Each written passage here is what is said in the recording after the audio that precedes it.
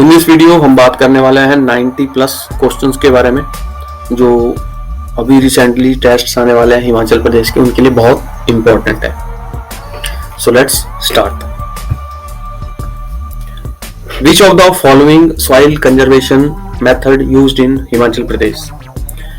Crop rotation, mulching, cover cropping and cross slope farming. तो इन सभी का यूज किया जाता है हिमाचल के हिली एरियाज में। So all of the above. Next question, which of the following is exact geographical area of HP? तो इसका सही आंसर है 55,673 स्क्वायर किलोमीटर, 55,673 स्क्वायर किलोमीटर। यहाँ पे 56, 58, 52 दिया गया है, लेकिन एग्जाम में 55,773 भी दे सकते हैं, 700 भी दे सकते हैं। तो उसका सही आंसर है 55,673 square kilometre. Next question, which of the following national park is not located in Himachal प्रदेश?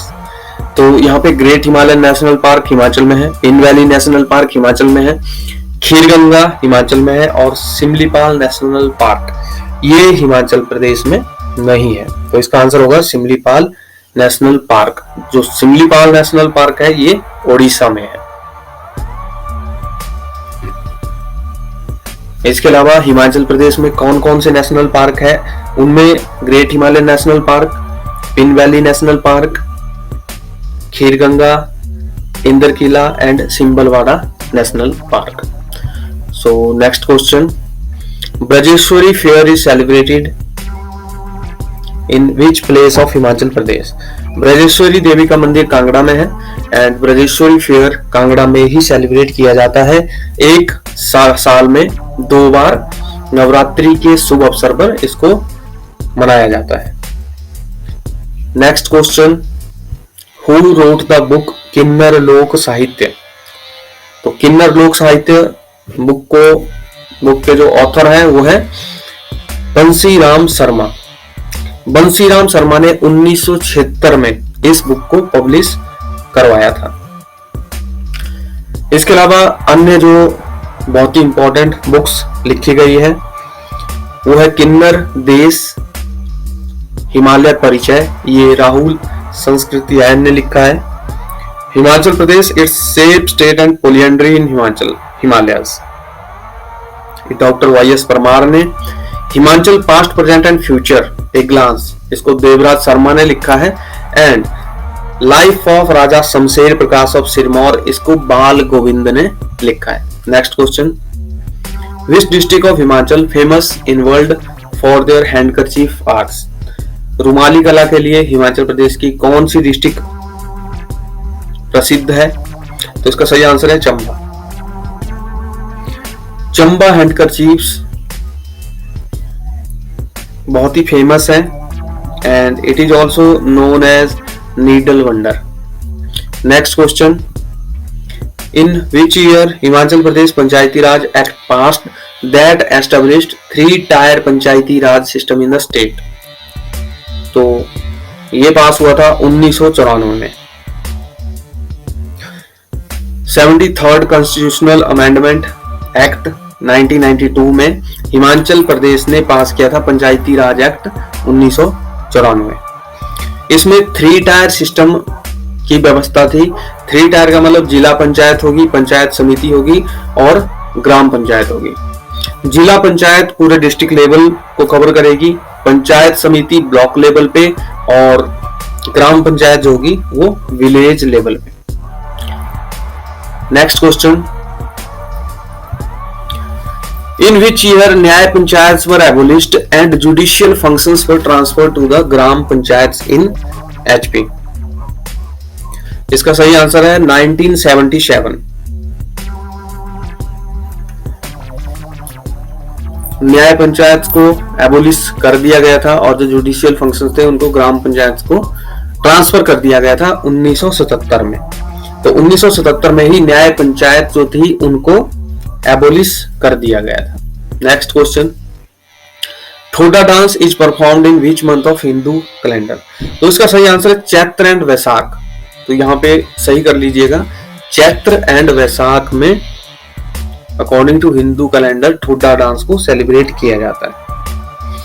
छोटा एक एंशियंट डांस फॉर्म है हिमाचल का, और ये सिरमौर, शिमला और सोलन में परफॉर्म किया जाता है।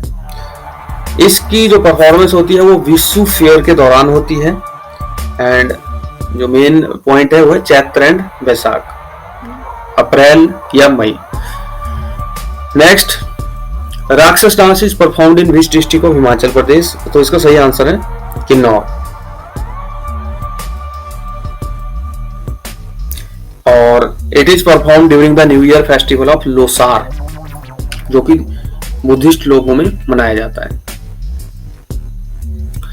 Next question, which of the following statements regarding the sub temperate forest in HP is correct? Is incorrect. These forests extend from 916 meter to 1523 meter above the mean sea level, found in areas having annual rainfall ranging between 120 centimeter to 150 centimeter. Upper hill subtemperate forests get mild snowfall in the winter season, and various species of fine oaks and broad-leafed species grow in this zone. तो इसका जो सही answer होगा, जो incorrect यहाँ पे है, वो है these forest found in areas having annual rainfall ranging between 120 centimetre to 150 centimetre.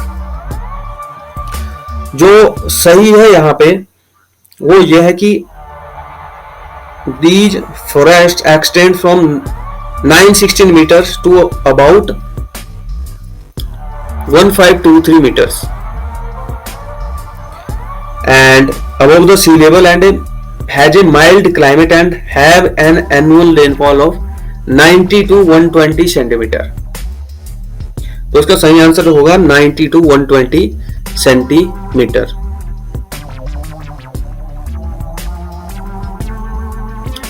Next question,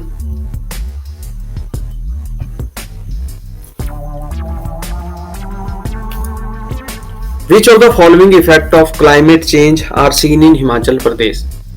तो फर्स्ट है drying of traditional water sources. हम देख रहे हैं कि जो भी पुराने जो वाटर के सोर्सेज थे वो सूख रहे हैं। रिडक्शन इन क्रॉप यील्ड्स, पैदावार में कमी आ रही है। Changing in bird types and population. तो हम नॉर्मली अगर अपने घरों में देखें तो जो चिड़िया पहले होती थी उनकी जगह कोई दूसरी चिड़िया ले रही है। And all of the above, तो इसका सही आंसर होगा ऑल ऑफ द अबव।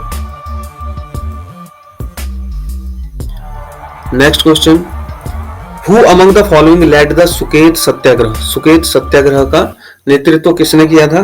तो इसका सही आंसर है शिवानंद रमौल में 1948 में।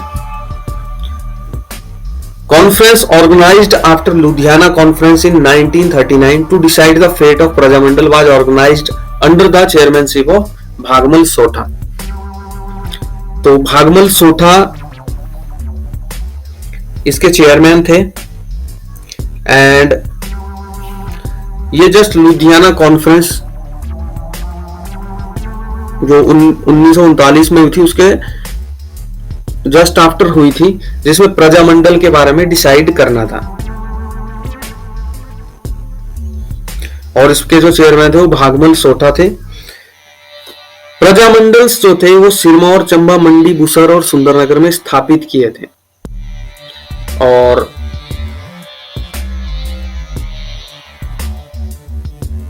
To organise and coordinate the activities of these Prajamandals 1939 में हिमालयन रियासती प्रजामंडल की स्थापना की गई, जो इन प्रजामंडल को नियंत्रित करेगा। नेक्स्ट क्वेश्चन, इन 1786 संसार चंद defeated the Raja of Chamba in Battle of Nerti Shahpur. संसार चंद 1775 में राजा बना था। 1786 से लेके 1805 तक उसका जो पीरियड था उसको गोल्डन पीरियड के नाम से जाना जाता है। इस दौरान संसार चंद ने बहुत सारी लड़ाइयां जीती।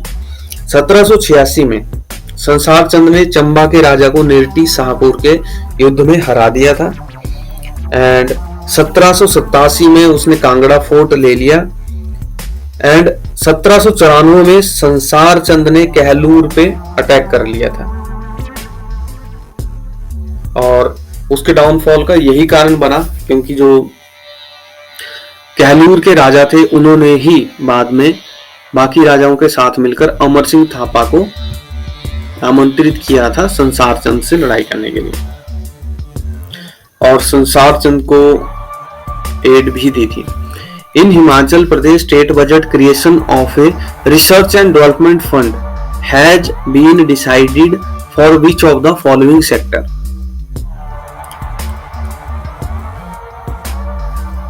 स्टेट बजट हिमाचल का जो है उसमें creation of research and development fund किस जो व्यवस्था की गई है किस सेक्टर के लिए की गई है, तो है agriculture and horticulture. Next, world bank funded how much crores for a horticulture development project in Himachal Pradesh. तो वर्ल्ड बैंक फंड कर रहा है 1000 crore for development in horticulture sector. Next, which dance form has made a world record by entering the Guinness Book of World Record as the largest folk dance in the world? तो इसका सही answer है कुल्लू नाटी।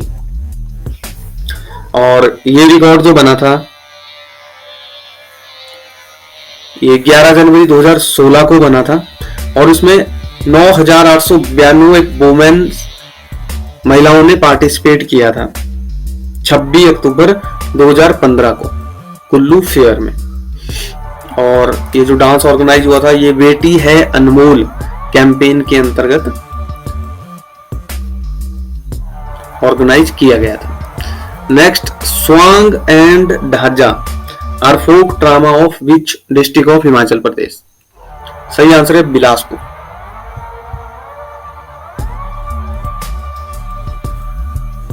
राणा सिंगा, Karnal and Turhi are which type of instruments. तो इसका सही answer है wind instruments. ये सभी विंड इंस्ट्रूमेंट्स हैं, हवा के द्वारा चलते हैं। विच of the correct latitudinal extent of HP state. तो इसमें 30, 22 एंड 40 और 30, 12 और 40 इसको याद रखना इजी है, लेकिन जो डायरेक्शंस है उनका नॉलेज भी होना चाहिए। तो यहाँ पे 30, 22, 40 नॉर्थ टू 30, 12, 40 नॉर्थ होगा, तो इसमें सेकंड ऑप्शन सही होगा। Next is which is highest peak of Himachal Pradesh. So highest peak is Reo Purgyil. Reo Purgyil की हाइट है 6816 मीटर। इसके बाद आती है मनीरंग। मनीरंग की है 6597।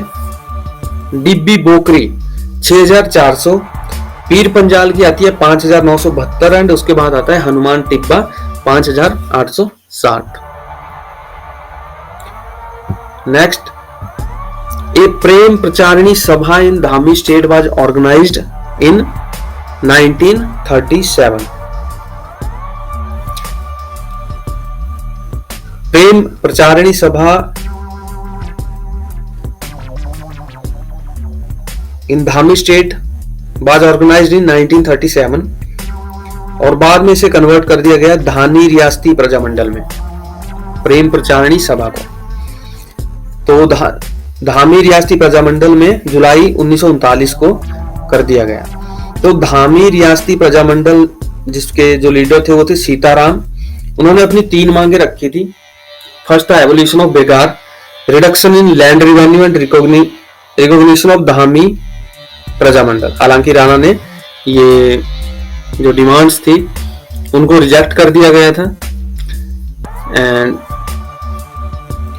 a delegation of 7 members headed by Bhagmal Sotha proceeded towards Dhami to present the demands to Rana। Bhagmal Sautha को घनाटी में अरेस्ट कर दिया गया था and feared Rana to fire on the people।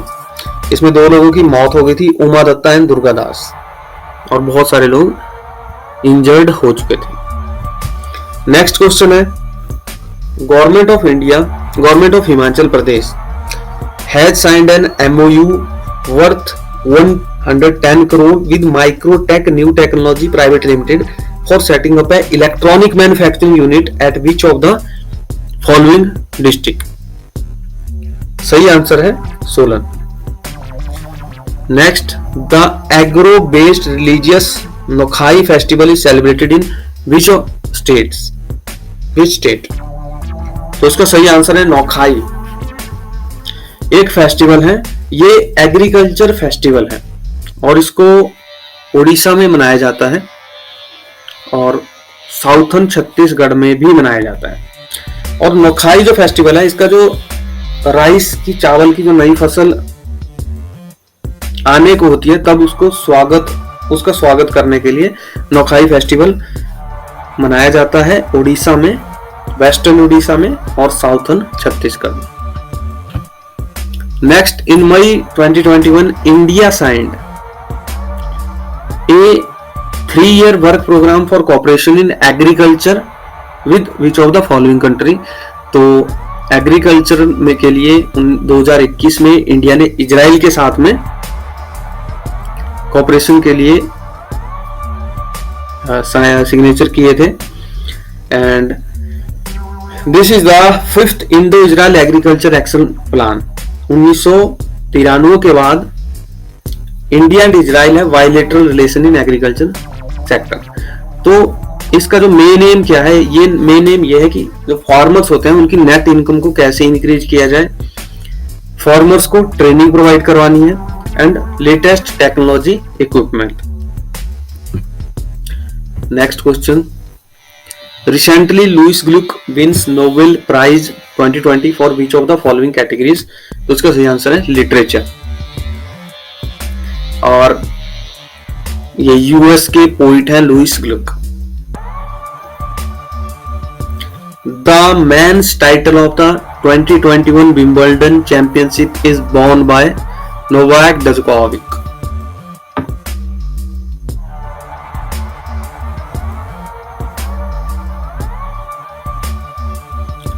और नोवाक की ये मैथ्यू बेरेटिनी, जो कि फर्स्ट टाइम फाइनल खेल रहे थे, उनके विरुद्ध नोवाक ने जीता। एंड उनका ये 6th विंबलडन टाइटल था, अवार्ड था। And he won at after a very tough competition. So next,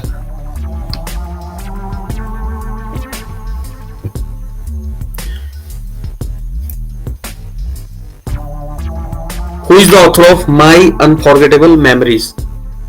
ये ममता बनर्जी ने बुक लिखी है, जो कि इंडियन पॉलिटिशियन है और वेस्ट बंगाल की चीफ मिनिस्टर है 2011 के बाद से। ममता बनर्जी फर्स्ट वुमेन है to serve as the CM of West Bengal, ministry of railways, union minister of state for youth affairs and supports, minister of HRD human resource department, ministry of women and child development, minister of coal and mines.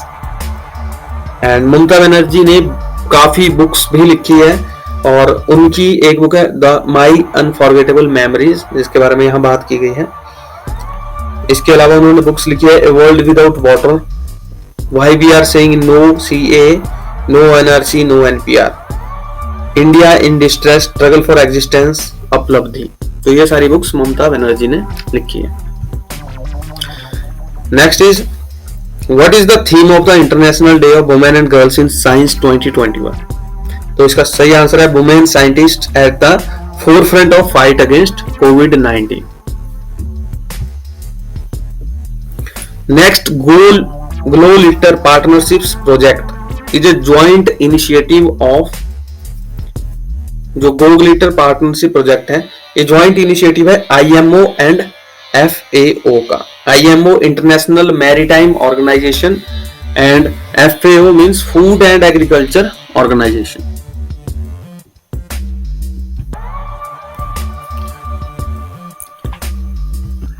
Next is which of the following new initiatives has been launched under the National Health Mission? तो Midwifery Services Initiative, SANS Initiative and इसके बाद यहाँ पे है सुमन initiative है ये, तो इसमें ऑल ऑफ द अबव होना था, तो इसको करेक्ट कर लीजिए।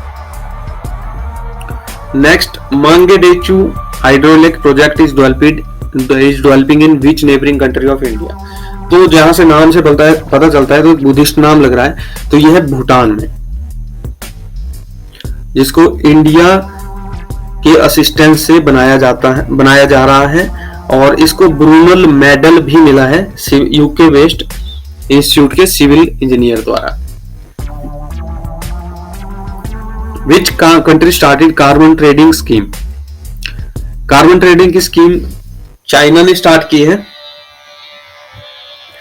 And next is central drug research institute in India is located in, इसका सही आंसर है Lucknow, CDRI, central drug research institute Lucknow में लोकेटेड है।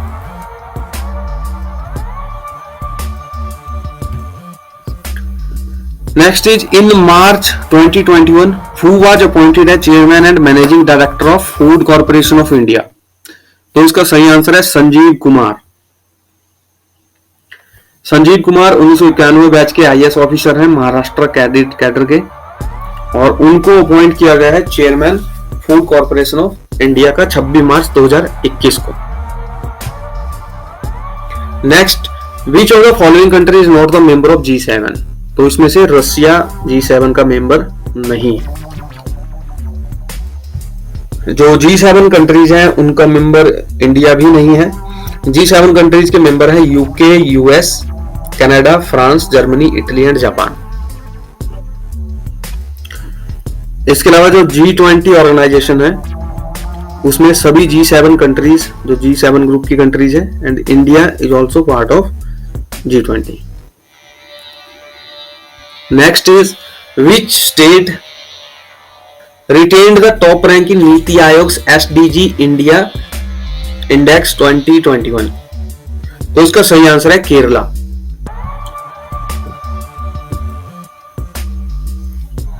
The southern most Himalaya is known as Shivaliks. Shivaliks को साउथ मोस्ट हिमालय के नाम से भी जाना जाता है।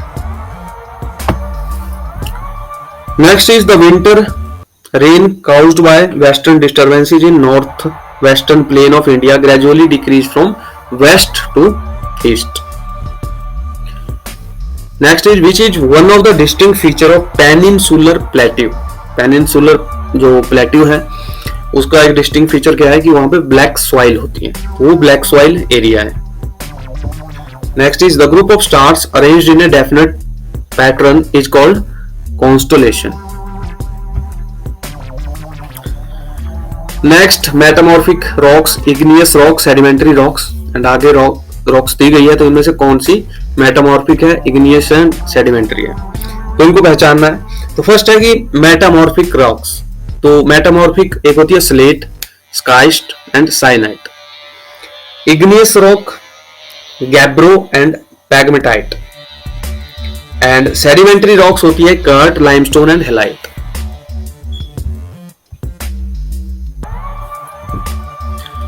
Next, the two volcanic islands in the Indian territory are Narcondam and Barren. Volcanic islands हैं भारत की सीमा में, वो है नारकोंडम एंड बैरन। ये दोनों ही जो आइसलैंड हैं ये अंडमान सागर में पाए जाते हैं। एंड इसके अलावा जो बैरन आइसलैंड है वो only confirmed active volcano in South Asia है,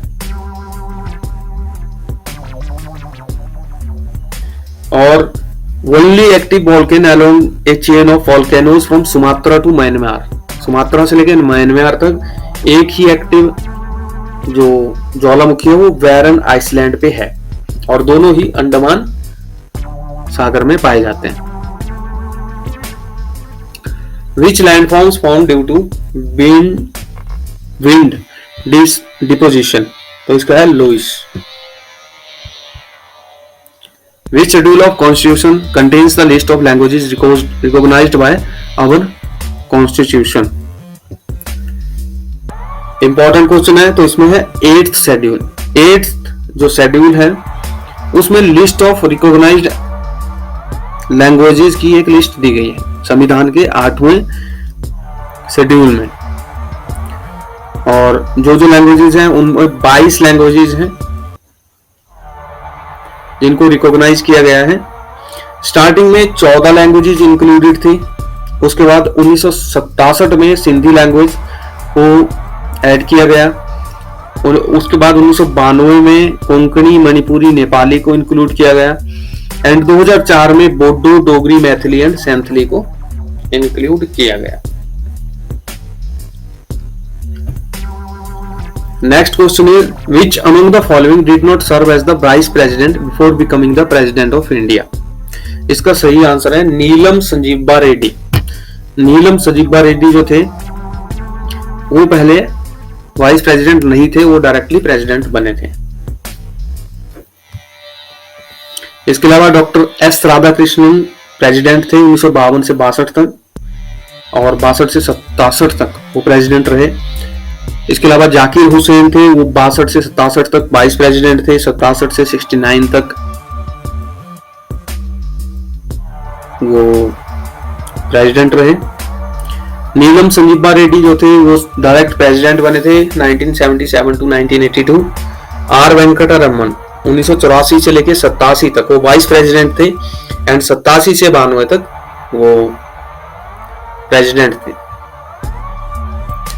इसके अलावा आर्टिकल 52 से that there shall be a president of India. The provisions dealing with election of president are provided in article 54 and 55। Article 52 कहता है कि भारत का एक राष्ट्रपति होगा एंड आर्टिकल 54 और 55 ये कहते हैं कि जो प्रेसिडेंट होगा उनके इलेक्शन का क्या प्रोविजन होगा।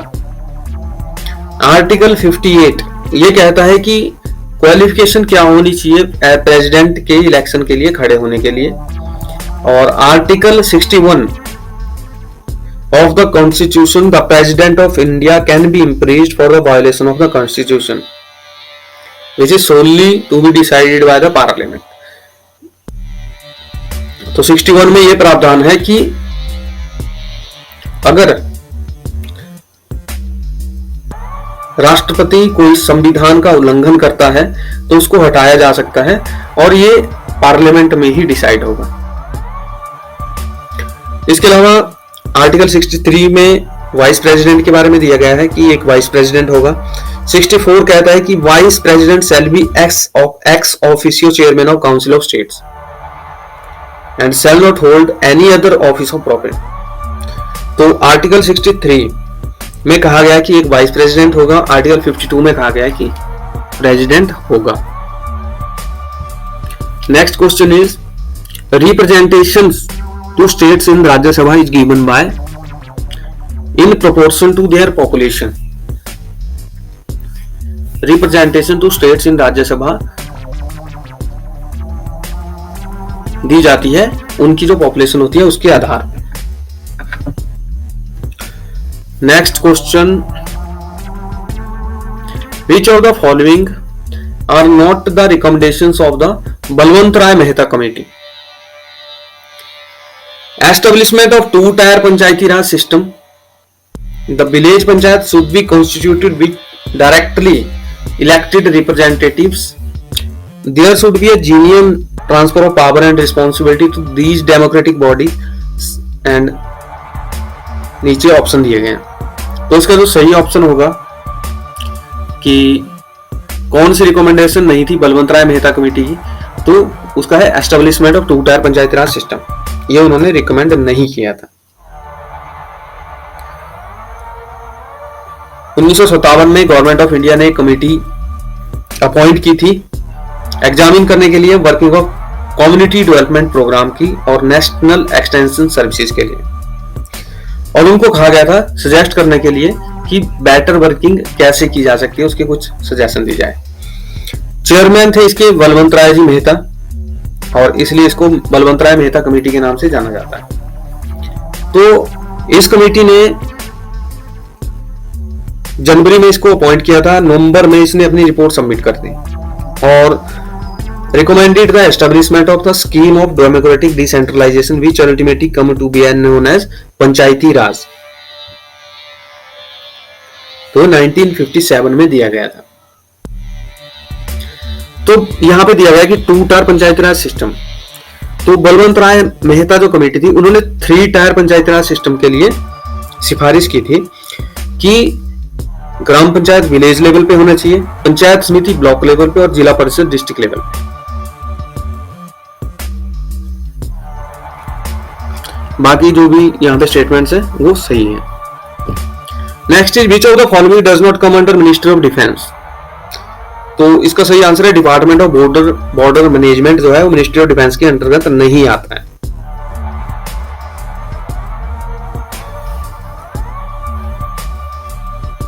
बॉर्डर मैनेजमेंट का नहीं आता है और इसके अंतर्गत जो डिफेंस मिनिस्ट्री के अंतर्गत आते हैं वो है department of defence, department of defence production, department of ex serviceman welfare, DRDO and department of military affairs. और यहां पे बात की गई है कि डिपार्टमेंट ऑफ बॉर्डर मैनेजमेंट, तो the department of border management was created in the ministry of home affairs in January 2004। वो मिनिस्ट्री ऑफ होम अफेयर्स के अंतर्गत आता है। Next is when was Singh Mahasabha found in Amritsar. सही आंसर है 1873।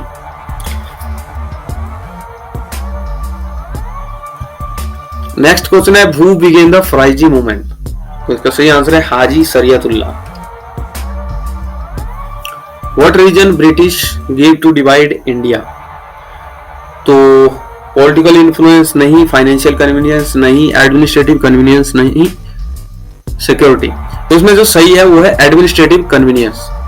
ब्रिटिशर्स ने India को डिवाइड करने के लिए जो रीजन दिया था वो मेनली 1905 में हुआ था जब बंगाल का विभाजन किया गया था। और उन्होंने रीजन ये दिया था कि बंगाल का एरिया बहुत बड़ा है एंड उसमें जो एडमिनिस्ट्रेशन का काम जो है बहुत ही मुश्किल से हो रहा है, तो इसको 2 पार्ट में डिवाइड कर दिया जाएगा ताकि एडमिनिस्ट्रेटिव जो कन्वीनियंस है वो उनको हो। और ये अनाउंस किया था 19 जुलाई 1905 को लॉर्ड कर्जन ने। हालांकि अंग्रेजों का जो इसके पीछे चाल थी वो ये थी कि हिंदू और मुस्लिम जो पॉपुलेशन है उनको बांट दिया जाए एंड उन पे राज आसानी से किया जा सके। तो बंगाल विभाजन उन्होंने कर लिया डिवाइड एंड रूल की नीति के अंतर्गत। उसके बाद स्वदेशी मूवमेंट स्टार्ट हुआ था, तो उसमें लोगों ने प्रोटेस्ट किया था जो बंगाल विभाजन था उसके खिलाफ एंड बंगाल का विभाजन 16 अक्टूबर 1905 को इफेक्ट में आ गया था।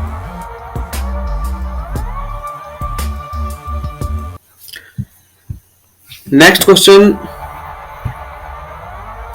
Who established Ghadar party. तो गदर पार्टी की स्थापना किसने की थी? वो की थी लाला हरदयाल ने।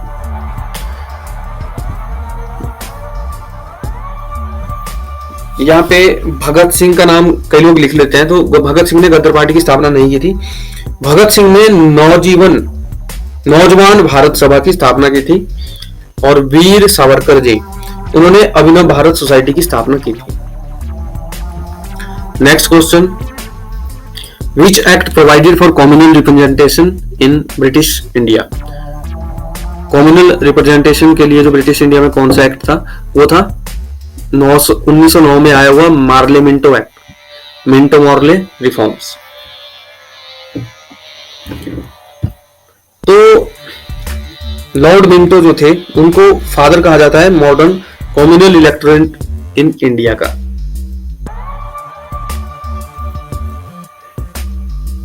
एंड इसके बाद भी बहुत सारे जो रिफॉर्म्स थे वो आए थे, लेकिन ये वाला जो कम्युनल रिप्रेजेंटेशन का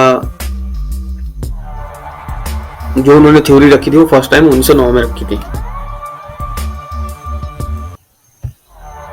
विच is not an feature of Indian democracy. तो it is the government of the people, by people and for the people. ये सही है। It accommodates social distinctions and diversities. ये भी सही है।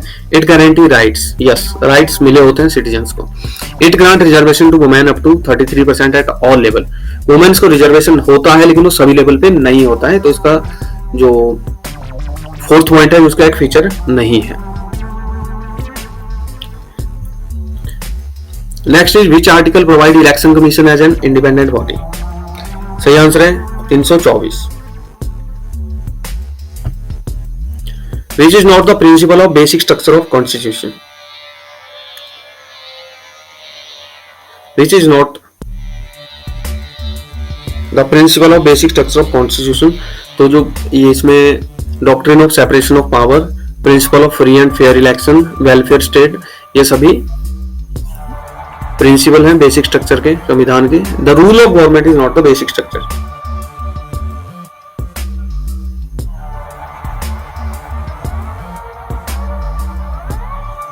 Next is emergency provisions are contained in which part of constitution of India. तो emergency जो provisions होते हैं वो उसके पार्ट 18 में होते हैं। और constitution stipulates 3 type of emergencies. First है national emergency, constitutional emergency and financial emergency.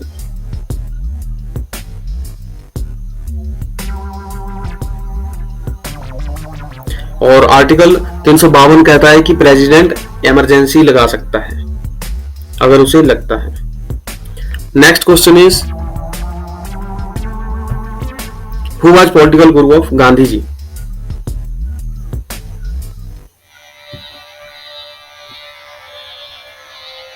तो महात्मा गांधी के पॉलिटिकल गुरु थे Gopal Krishna Gokhale. Next who among the following established the Indian communist party इन 1924। 1924 में सत्यभक्त ने इंडियन कम्युनिस्ट पार्टी की स्थापना की थी। Next is who served the vice president of first interim government of India. तो फर्स्ट वाइस प्रेसिडेंट थे पंडित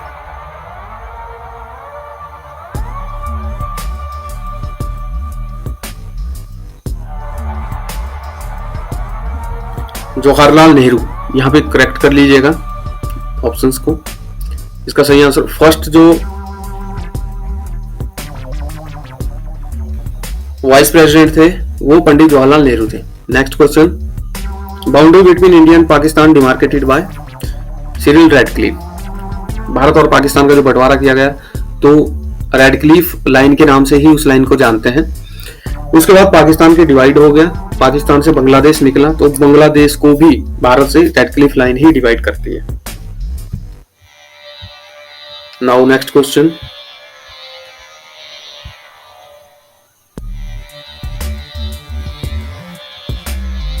विच of the following is not correct. Faujdar Mughal military commander, yes. Misal provincial governor, no. Chauth tax levied by Maratha, yes. Maratha के द्वारा एक tax लिया जाता था जिसको चौथ कहते हैं। Ijaradar a revenue farmer, yes. तो इसमें मिसल प्रोविंशियल गवर्नर ये इनकरेक्ट है।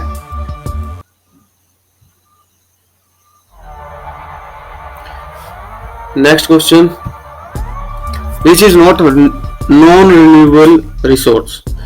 तो solar is renewable resource, tidal is also renewable, geothermal is also renewable and the coal एक ऐसा सोर्स है एक बार जल गया तो उसको रिन्यू नहीं किया जा सकता। तो इसका सही आंसर होगा coal. Decadal growth rate of population in percentage was highest in India in which year. एक डिकेड में जो हाईएस्ट ग्रोथ रेट थी पॉपुलेशन की वो किस ईयर में थी, वो थी 1971 में। नेक्स्ट क्वेश्चन है from which of the following has the word monsoon been derived. जो मॉनसून वर्ड है वो अरबिक भाषा से लिया गया है और अरबिक भाषा में एक वर्ड है मौसिम। तो मौसिम जो वर्ड है उसका मीनिंग होता है सीजन्स, तो वहीं से इसको उठाया गया है। Now next question which are cold ocean currents. Cold ocean currents कौन कौन सी है। Benguela, yes. Kuroshio no, Labrador, yes cold ocean current है, एंड कैनरीज, ये भी कोल्ड ओशियन करंट है। तो इसका जो सही आंसर होगा वो होगा second point, first, third and fourth. इसमें कुरोशियो जो है वो कोल्ड ओशियन करंट नहीं है, ये एक वार्म ओशियन करंट है। Next question, which two countries demarcates the 31st parallel line that also demarcate the border between US state of Louisiana and Mississippi? ऐसी कौन सी कंट्री ने 31st पैरेलल लाइन यानी कि उनको डिवाइड करने के लिए जो लाइन है वो line also demarcate the border between US state of Louisiana and Mississippi? तो वो है Iraq and Iran. Iraq and Iran के बीच में 31st पैरेलल लाइन है और उनकी बाउंड्री को डिमार्केट करती है, अलग अलग करती है। Next question, the method by which CSO estimates the national income is? Production method, income method and expenditure method. तो इसका सही आंसर होगा combination of 3। Next question is which is considered the least reason for structural unemployment? तो इसका सही answer है population.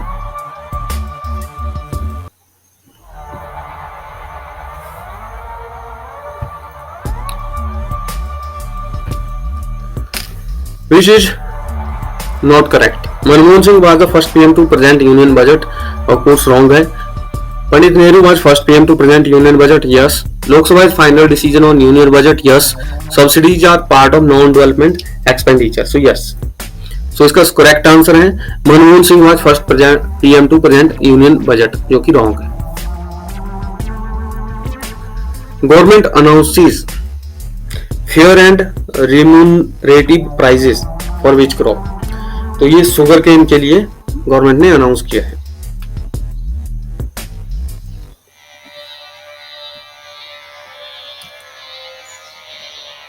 FRP of sugar cane for 2020-21 sugar season at ₹290 per quintal for a basic recovery rate of 10%। Next question, economic cost for FCI consist of distribution cost and तो जो economic cost होती है FCI के लिए वो consist होती है distribution cost plus acquisition cost. तो इसका सही आंसर होगा acquisition cost. Which was an objective of 1956 industrial policy? To expand public sector and to enhance gainful employment.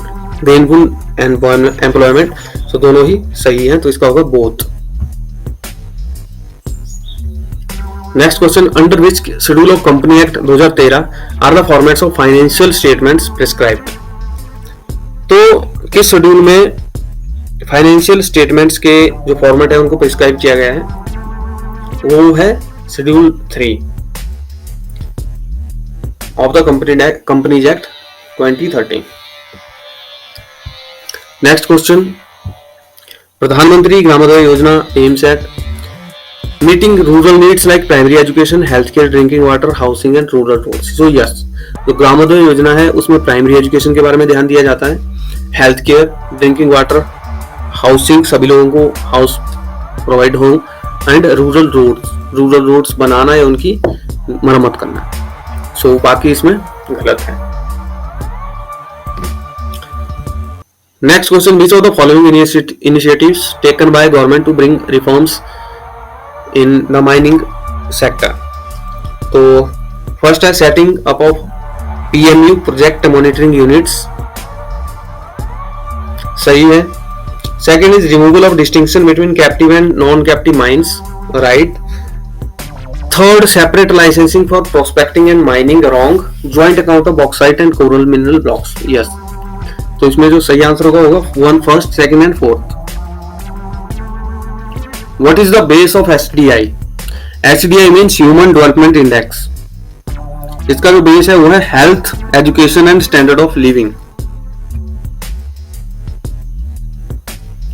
Which of the following is a biotic component of biosphere? तो उसका सही answer है microbes.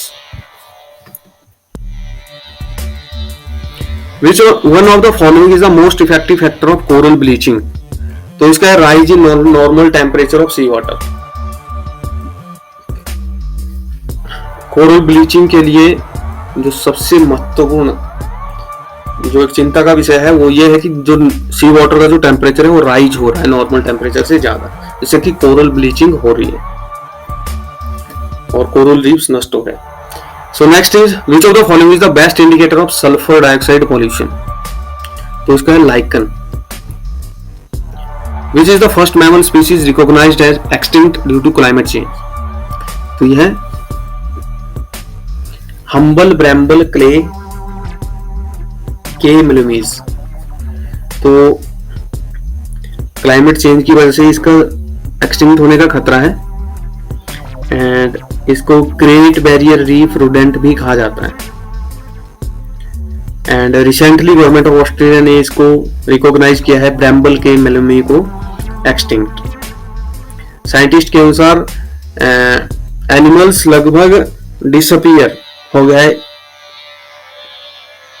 इनके घरों से in the eastern Torres strait of the great barrier reef. And जो rodent है इसको नाम दिया गया है इसके घर पे ही, जिसका नाम है Bramble Cay small island that is the 10 feet above sea level. Next question,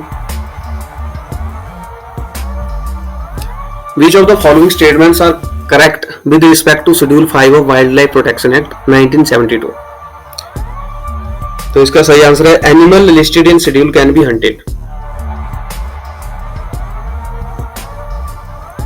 जो वाइल्ड लाइफ प्रोटेक्शन एक्ट 1972 है उसमें शेड्यूल 5 में बताया गया है कि कौन से एनिमल हैं जिनका शिकार किया जा सकता है।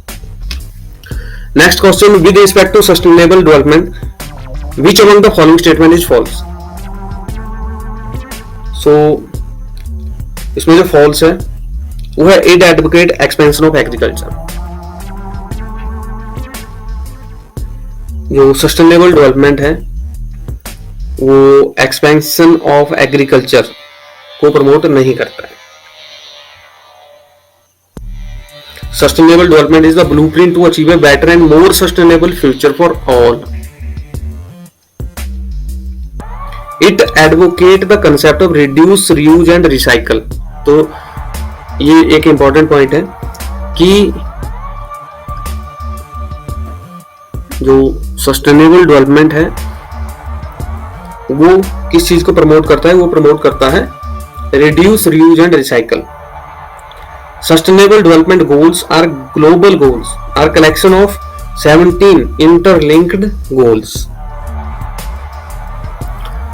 Next is which of the following animals give birth to babies? तो सही आंसर है bat. So mammals are the class of warm-blooded higher vertebrates that nourishes their young with milk secreted by mammary glands. Have the skin usually more or less covered with hair and include humans. Mammals generally do not lay eggs, while some are exception like Trioropus means flying fox, which belongs to the class mammal and it is a viviparous animal. So next question, which part of skeleton system articulate in depression which is known as the glenoid cavity? तो इसका सही answer है humerus. Humerus is part of skeleton system articulated in depression which is known as glenoid cavity.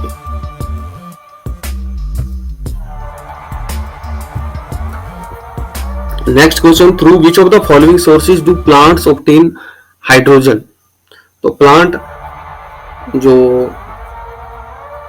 Hydrogen obtain करते हैं वो soil और water. इसका सही आंसर है सॉइल वाटर। तो plant absorb water from the ground up through the roots. During photosynthesis, the energy from the sun splits the water molecule into hydrogen and oxygen. Plant extract nutrients from carbon dioxide and water with the help of sunlight in green plants.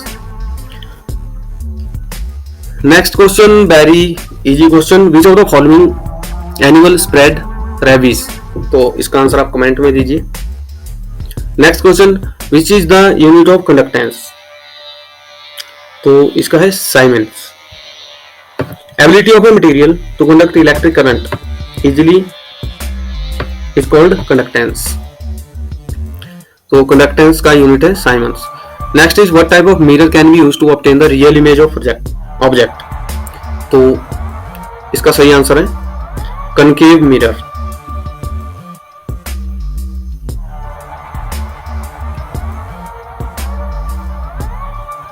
Next question, which of the following is an electronic device?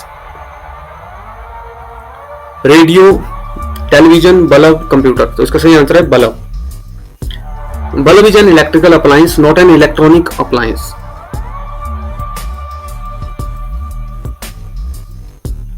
तो यहाँ पे जो question है वो थोड़ा सा यहाँ पे नोट नहीं लगाया गया है, तो नोट लगा दीजिएगा। तो नॉट एन इलेक्ट्रॉनिक डिवाइस, तो यहाँ पे रेडियो, टेलीविजन एंड कंप्यूटर है तो इलेक्ट्रॉनिक डिवाइस है, लेकिन जो बल्ब है वो इलेक्ट्रॉनिक डिवाइस नहीं है, ये एक इलेक्ट्रिकल अप्लायंस है। Rest of the options radio, television and computer are और इलेक्ट्रॉनिक डिवाइसेस। तो बल्ब से होते हैं 3 टाइप के होते हैं, एक होता है leads, CFL and incandescent light bulbs, CFL compact fluorescent bulbs and light emitted diode bulbs यानी कि LED। Next question, which of the following acid is found in human stomach? तो इसको आप नोट कर लीजिएगा। विच of the following acid is found in human stomach? तो human का जो स्टमक है उसमें हाइड्रोक्लोरिक एसिड होता है और इसका फॉर्मूला होता है HCl। Next question is nitrogen and carbon monoxide is the composition of which fuel? तो nitrogen and carbon monoxide is the composition of producer gas, because producer gas is a mixture of carbon monoxide and nitrogen gas, CO plus N2. Next question is, which among the following is a semiconductor? तो इसका सही answer है mercury no, germanium yes, aluminium no, nickel no. तो germanium इसका सही answer है।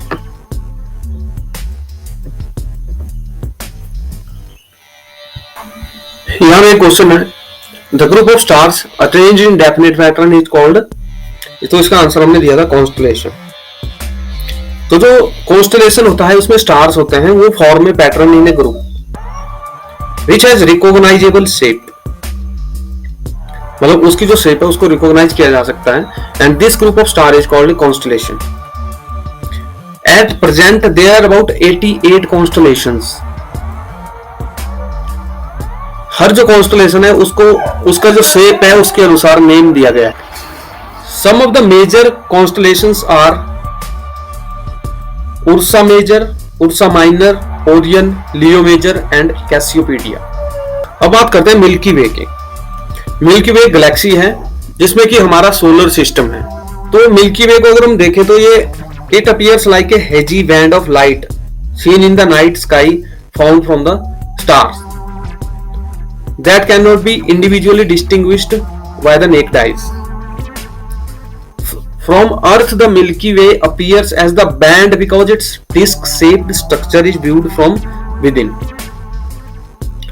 Galileo Galilei ने first resolve किया था band of light into individual stars with his telescope in 1610। 1610 में गैलीलियो ने जो बैंड ऑफ लाइट दिखता है हमें उसके अंदर इंडिविजुअल स्टार्स थे,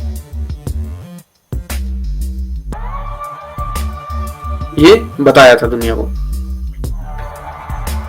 early the 1920s the astronomers thought that milky way contained all the stars in the universe. तो स्टार्टिंग में 1920 के लगभग जो एस्ट्रोनॉमर्स थे वो ये सोचते थे कि जो मिल्की वे है, यूनिवर्स के जितने भी स्टार हैं वो मिल्की वे में ही है। लेकिन बाद में इसकी खोज हुई कि मिल्की वे की तरह बहुत सारी और भी गैलेक्सीज हैं। और मिल्की वे में ऐसा होता है कि जो एक डेफिनेट पैटर्न में स्टार्स अरेंज नहीं होता है जैसा कॉन्स्टलेशन में होता है। नेक्स्ट हमारा ऑप्शन था Andromeda. It is the in the local cluster Andromeda is the largest Galaxy but may not be the most massive.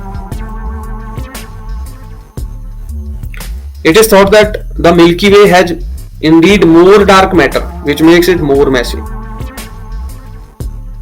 Andromeda जो है वो एक स्पाइरल गैलेक्सी है और मिल्की वे से सबसे नजदीक है।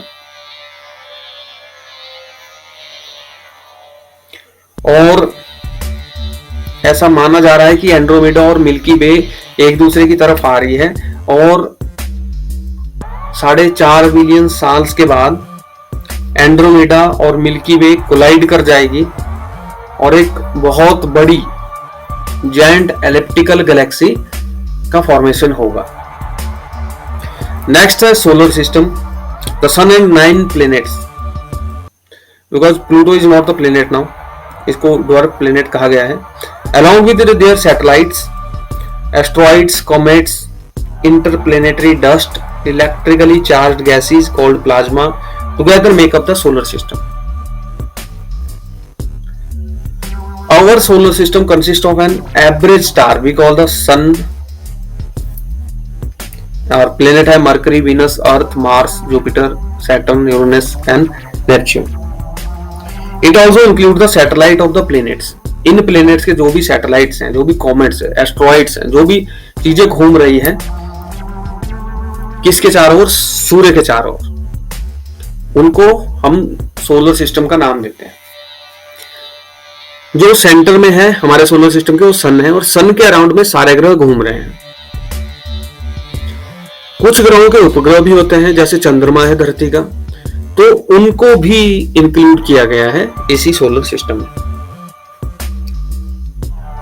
The sun accounts for 99.85% of all the matter of the solar system.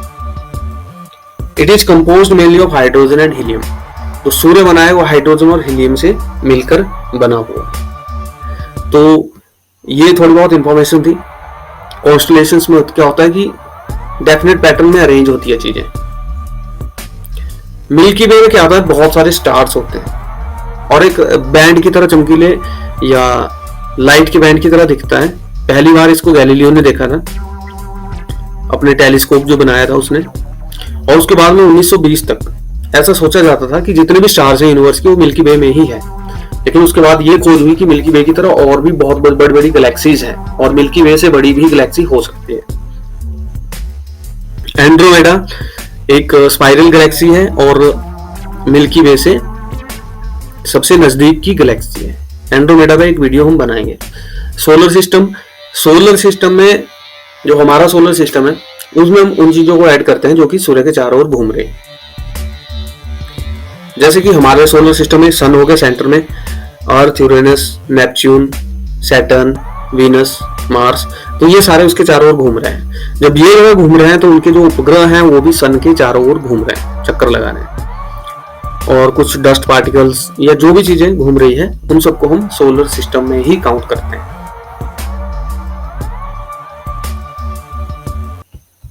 Next important हमने किया था 2 वॉल्केनिक आइसलैंड्स। इंडियन टेरिटरी में वॉल्केनिक आइसलैंड्स कौन से होते हैं? तो वॉल्केनिक आइसलैंड से क्या आप समझते हो? वॉल्केनो से जो मिलके बने होते। वॉल्केनो यानी कि ज्वालामुखी आता है, उसके अंदर से बहुत सारा मलबा निकलता है और वो मान लो समुद्र के अंदर से ही ज्वालामुखी निकल रहा है, तो उसके अंदर से मलबा निकल रहा है और वो एक आइसलैंड बना देता है, छोटा सा टापू बना देता है, तो हो गया वॉल्केनिक आइसलैंड्स। या वो आइसलैंड्स जिनमें की ज्वालामुखी फूटते ही रहते हैं। तो फर्स्ट क्वेश्चन था कि इंडियन टेरिटरी में 2 वॉल्केनिक आइसलैंड्स कौन से हैं? तो Kavaratti, New Moore, Bitra, Kavaratti, Pamban and Barren, and last था नारकोंडम एंड बैरन। तो नारकोंडम और बैरन इसका सही आंसर था। दोनों जो अंडमान सी है उसमें लोकेट करते हैं, नारकोंडम भी और बैरन भी। और इसके अलावा बैरन की एक खास बात यह है कि ओनली कन्फर्म्ड एक्टिव वोल्केनो, बैरन एक एक्टिव वोल्केनो है। सुमात्रा से लेके म्यांमार तक यही एकमात्र एक्टिव वोल्केनो मिला है। नेक्स्ट इंपॉर्टेंट क्वेश्चन था हमारे पास, which schedule of constitution contains the list of languages recognised by our constitution. संविधान के किस शेड्यूल में उन सभी भाषाओं की सूची दी गई है जिसको हमारा संविधान मान्यता देता है? तो इसका सही आंसर था 8th, 8वें जो शेड्यूल है उसमें इसको विस्तार से बताया गया है। उन जो भाषाएं हैं उनके बारे में उनकी लिस्ट दी गई है और 22 ऐसी भाषाएं हैं जो संविधान में एडिट है। इन 22 में से 14 जो थी वो स्टार्टिंग से ऐड की गई थी। सिंधी को 1967 में ऐड किया गया 1967। उसके बाद 3 और लैंग्वेजेस को 1992 में ऐड किया गया जिनमें नेपाली, मणिपुरी और कोंकणी थी। इसके बाद 1992 के 12 साल के बाद बोडो, डोगरी, मैथिली और सैंथली इसको 2004 में ऐड किया गया। और 8वें संविधान में है ये भाषाओं की सूची। जो फर्स्ट शेड्यूल है उसमें contain the list of state and union territories and there territories. तो फर्स्ट शेड्यूल में यह बताया गया है कि स्टेट्स कौन कौन सी होंगी, यूनियन टेरिटरीज क्या होंगी और उनका जो एरिया होगा वो कैसा होगा, क्या होगा। सेकंड शेड्यूल में बताया गया है contain provision of president, governor of states, speaker and deputy speaker of the house of the people and chairman and deputy chairman of council of states and the speaker and deputy speaker of legislative assembly, chairman, deputy chairman. तो ये सारी information दी गई है second schedule में। इसके बाद आता है थर्ड शेड्यूल। थर्ड शेड्यूल में बताया गया है forms of oaths and affirmations. Fourth में बताया गया है contain provisions as to allocation of seats in the council of states। Fifth schedule में बताया गया है contains provisions as to the administration and control of scheduled areas and scheduled tribes। Sixth schedule में बताया गया है contains provisions as to administration of tribal areas in the state of Assam, Meghalaya, Tripura and Mizoram। Seventh schedule में बताया गया है contain the union list, state list and the concurrent list। And eighth schedule जो हमने पढ़ा है list of languages दी गई है। नाइन्थ शेड्यूल में बताया गया contains provisions as to validation of certain acts and regulations. 10th schedule में बताया गया है contains provisions as to disqualification on the ground of defection. 11th schedules में बताया गया है contain the powers, authority and responsibilities of panchayats. तो पंचायत के बारे में 11वें शेड्यूल में बताया गया है कि उनकी पावर क्या होगी, अथॉरिटी क्या होगी और रिस्पॉन्सिबिलिटी क्या होगी पंचायतों की। 12वें शेड्यूल में बताया गया contains the power, authority and responsibility of municipalities. तो 11वां और 12वां शेड्यूल है उनमें पंचायत और म्युनिसिपैलिटी के बारे में बताया गया है। 11वें में पंचायत के बारे में और 12वें शेड्यूल में बताया गया है म्युनिसिपैलिटीज के बारे में। सो बहुत ही इंपॉर्टेंट एक इंफॉर्मेशन है जो कि पूछा जा सकता है कभी भी किसी भी एग्जाम में। तो यहाँ पे हमने एक क्वेश्चन किया था which article provide election commission as an independent body. तो यहाँ पे एक क्वेश्चन ये भी आता है कि to promote equal justice and to provide free legal aid to the poor, ये कौन से आर्टिकल में दिया गया है? तो एक दिया गया है 39A में। आर्टिकल 42 कहता है to make provisions for just and humane condition of work and maternity relief.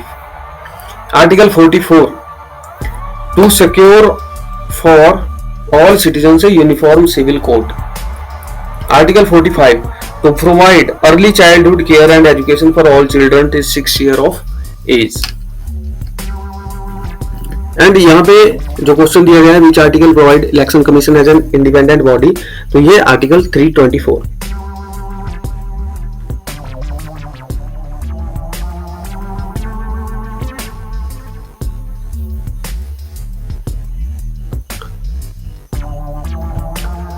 So thanks for watching this video and I hope these questions ये आपके लिए बहुत ज़्यादा हेल्पफुल होंगे जो आपके अपकमिंग एग्जाम्स हैं। तो इनको अच्छे से तैयार करिएगा क्योंकि लेटेस्ट जो इवेंट्स है वहीं से पिक किए गए हैं। Thank you.